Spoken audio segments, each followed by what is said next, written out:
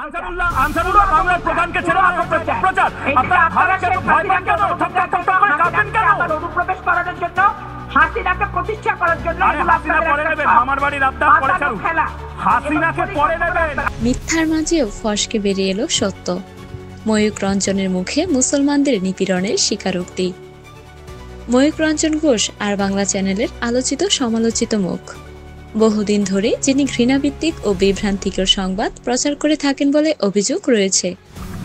এই অশিক্ষিতদের যদি বাংলাদেশের মাথায় আপনারা বসিয়ে ভাবেন যে দারুণ হলো, তার নাম মানে এক ধরনের উগ্রবাদী সাংবাদিকতা, যেখানে সত্য নয় শিরোনাম বিক্রি মুখ্য। কিন্তু সম্প্রতি একটি বিতর্কিত টক শোতে নিজের অজান্তেই তার মুখ ফসকে এমন এক সত্য বেরিয়ে এসেছে যা তাকে নিজেরই ফাঁদে ফেলেছে।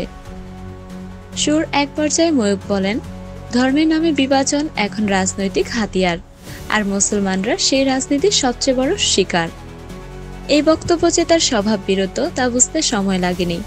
যিনি দিনের পর দিন মুসলমানদের উদ্দেশ্য প্রণোদিতভাবে আক্রমণ করেছেন, তিনি হঠাৎ এমন বক্তব্য দিয়ে ফেলেছেন এ যেন আগুন দিয়ে আগুন নেভানোর চেষ্টা। মিথ্যা দিয়ে রাজনীতি, সত্য দিয়ে ফাঁস। ময়ূক রঞ্জন এখনও তার আগের মতোই নানা নাটকীয় উপস্থাপনায় বিভ্রান্তিকর তথ্য ছড়িয়ে চলেছেন। তার রিপোর্টও আজও একপেশে মত, প্রমাণহীন দাবির ছড়াছড়ি। কিন্তু এই একটি মাত্র সত্য যখন তার মুখ ফসকে বেরিয়ে এলো, তখন তার অনুসারীরাও বিভ্রান্ত হয়ে পড়ে। এ বদল সত্যি নাকি ভুলের ভুল?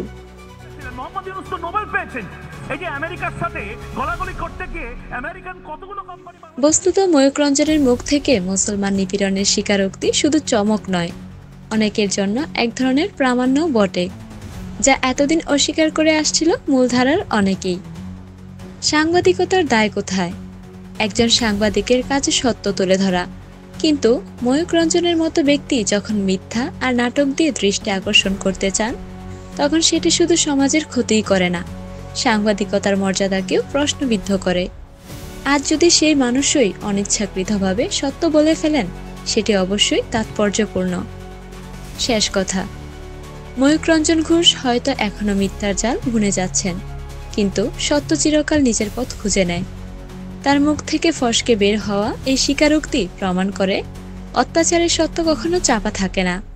আজ নয়তো কাল মিথ্যার মুখোশ খুলবেই।